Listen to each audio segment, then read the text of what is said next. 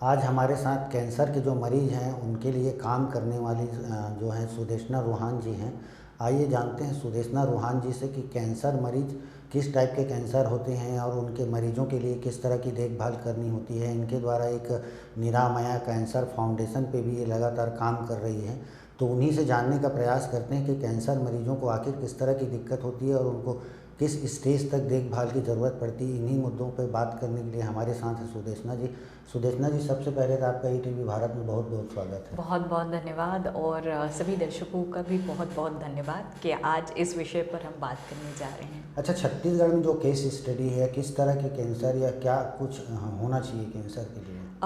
देखिए, अगर भारतवर्ष में हम देखते हैं तो सबसे बड़ा एक वर्ग जो कैंसर से पीड़ित है वो है फेफड़ों का कैंसर, लंग कैंसर।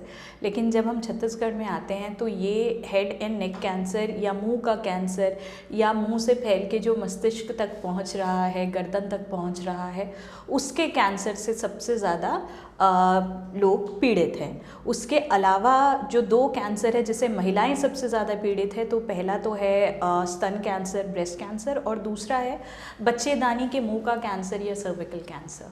इस तरह के कैंसर हैं जो महिलाओं में या पुरुषों में ज़्यादा देखे गए हैं या संख्या जिनकी ज़्यादा है? देखिए, जब भी हम पुरुषों की बात करते हैं तो अमूमन फेफड़ों का कैंसर हम भारत में देख रहे हैं कि सबसे ज़्यादा है पुरुषों में। उसका एक ये भी कारण है कि हमारे यहाँ पर तंबाकू का जो सेवन है या सिगरेट का जो सेवन है वो बहुत ज़्यादा है। वो इतना ज़्यादा है कि वो सामाजिक पैमाने पर है। गुटखा खाना या धूम्रपान या तंबाकू जो है ये बहुत बड़े वर्ग में फैला हुआ है। उसके अलावा महिलाओं की, जैसे अभी मैंने पहले ही बताया कि महिलाओं की जब हम बात करते हैं तो सबसे ज़्यादा हम स्तन और सर्विकल के मामले देखते हैं। 2024 के आंकड़ों के अनुसार भारत में सबसे ज़्यादा पुरुषों की संख्या लंग कैंसर या फेफड़ों के कैंसर से हुई है, जो 73,000 के आसपास है। और वहीं महिलाओं की जो संख्या है वो स्तन कैंसर में सबसे ज़्यादा है, जो 2 लाख के ऊपर है। तो ये तो केवल एक साल का आंकड़ा हुआ, इस साल का देखना है फिर कैसा है। अच्छा मैडम, आप ये बताएंगे कि छत्तीसगढ़ में जो कैंसर का इलाज है वो काफ़ी महंगा होता है, ऐसे में यहाँ के लोग उतने सक्षम नहीं होते, तो किस तरह से इसका इलाज संभव है और कैसे कराया जा सकता है? ये एक बहुत ज़रूरी सवाल है। और जो कैंसर का जो इलाज है वो केवल छत्तीसगढ़ में नहीं बल्कि भारतवर्ष में और पूरे विश्व में सबसे महंगे ट्रीटमेंट में से एक है। आयुष्मान कार्ड योजना है हमारे यहाँ पर, प्रधानमंत्री स्वास्थ्य योजना या मुख्यमंत्री स्वास्थ्य योजना, ऐसे कई योजनाएं हैं जो 5 लाख तक का लाभ देती है। लेकिन इसमें एक जो बात है जिस पर चर्चा होनी चाहिए कि आउट ऑफ पॉकेट एक्सपेंस या अपनी जेब से जो खर्च है वो इसमें एक बहुत बड़ा होता है, क्योंकि आपको कई ऐसे डायग्नोस्टिक, ऐसे शुरुआती जांच है जिनको खुद से मरीज़ को, उसके परिवार को करवाना होता है, जिसके बाद ही इलाज शुरू होना संभव है। उसके बाद ही 5 लाख तक की जो सुविधा है वो मुहैया होगी। तो उसके पहले का जो खर्च है, और कई बार इलाज के दौरान भी कई ऐसे खर्च होते हैं जैसे मरीज़ का रहना, खाना, उसके साथ जो उसकी देखभाल करने वाले हैं वो भी इसी शहर में आके रहते हैं, तो वो कई ऐसे खर्च हैं जो मरीज़ को अपनी जेब से वहन करना पड़ता है और जो कि बहुत बड़ा खर्च है। अच्छा मैडम, ये कैंसर से कैसे बचा जाए, कौन से ऐसे कारण होते हैं जिसकी वजह से कैंसर होता है? जी, कैंसर के बारे में ये जानना बहुत ज़्यादा ज़रूरी है कि ये एक आनुवंशिक बीमारी है सबसे पहले तो, क्योंकि जो सेल्यूलर मेकअप होता है या जो डीएनए होता है वो पेरेंट टू चाइल्ड या जो एक पूरा जो जनरेशन होता है उसमें सिमिलर है, तो उस वजह से ये आनुवंशिक बीमारी है। उसके अलावा जो है जीवन शैली इसमें बहुत बड़ा रोल प्ले करता है, ख़ास तौर पर धूम्रपान है या शराब का सेवन है, बहुत ज़्यादा स्ट्रेस है, या प्रोसेस्ड फूड जो आजकल बहुत कॉमन हो गया है कि हम सुनते हैं कि इंस्टेंटली तुरंत बन जाएगा 2 मिनट, तो जो खाना बहुत कम समय में बन रहा है तो उसमें कहीं ना कहीं एक बहुत बड़ा रिस्क भी इन्वॉल्व है। तो प्रोसेस्ड फूड जो है वो एक बहुत बड़ा कारण है। उसके अलावा जो है आनुवंशिक कारण, जीवन शैली के अलावा कई बार हम देखते हैं कि बगैर किसी कारण के भी कैंसर जो है शरीर में हो रहा है। कैंसर को लेकर छत्तीसगढ़ में सबसे बड़ी चुनौती किसे मानते हैं, क्या कारण?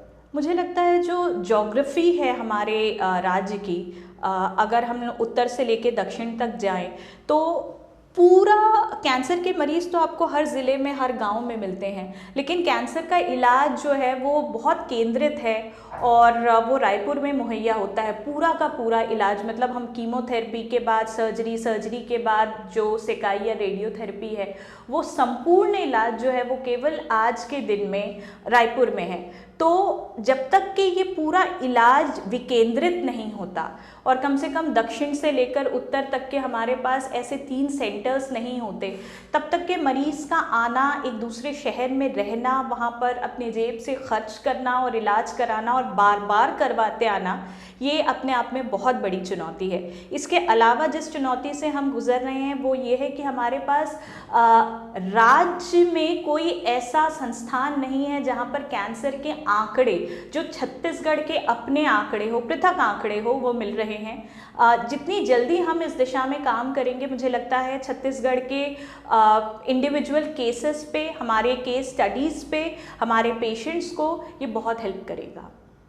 अच्छा मैडम, ये छत्तीसगढ़ में कई तरह के हेल्थ कार्ड भी बने हुए हैं, तो इससे क्या इलाज होता है कैंसर मरीजों का, या फिर अपनी जेब से मरीजों को पैसे लगाने होते हैं?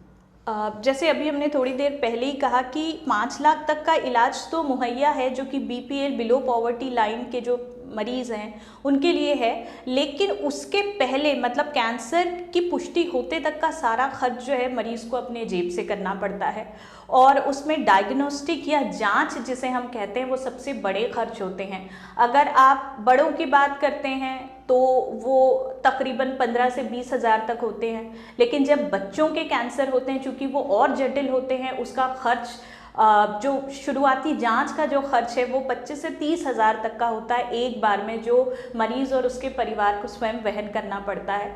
तो कार्ड एक बहुत बड़ी मदद है। हाँ, इसके ज़रिए इलाज हो रहा है, ये भी सही है, इसने चीज़ों को बहुत सुगम बनाया है, लेकिन हमें डायग्नोस्टिक या जांच पर भी बहुत ध्यान देना होगा और कोशिश करना होगा कि इस चुनौती को हम जल्द से जल्द ख़त्म करें और जांच का जो खर्च है उसको हम बहुत जल्द कम कर सकें। अच्छा मैडम, कैंसर के मरीजों के लिए आप काम कर रहे हैं, पिछले 13 सालों से काम कर रहे हैं, इसके लिए एक निरामया कैंसर फाउंडेशन भी आप संचालित कर रही हैं। आपके मन में कैसे विचार आया है कि आप कैंसर मरीजों के लिए काम करें? इस पर हम लोग कई बार बात कर चुके हैं।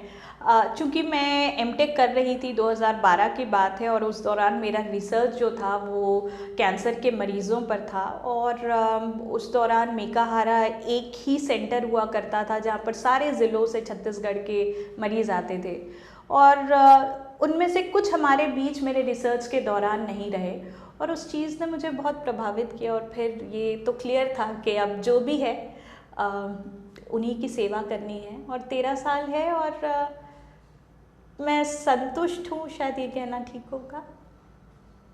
ये थी हमारे साथ जो है सुदेशना रुहान जी, जो बता रही थी कैंसर के लिए पिछले 13 सालों से काम कर रही है। ईटीवी भारत में उनका बहुत बहुत धन्यवाद, जो हमें समय दिया इन्होंने। उन्होंने बताया कि कैंसर मरीजों में किस तरह की दिक्कतें होती है, क्या क्या उनको सहना पड़ता है, किस तरह की समस्याएं होती हैं, और इसके लिए क्या कुछ किया जाना है, क्योंकि शासन की जो योजनाएं हैं, हेल्थ जो कार्ड होते हैं, उसमें 5 लाख तक की सुविधाएं रहती हैं, बाकी जो है केवल मरीजों को खर्च करने होते हैं। कई ऐसे सेंटर बनने चाहिए जिससे कैंसर जैसी बीमारी से जो है लोगों को निजात मिल सके।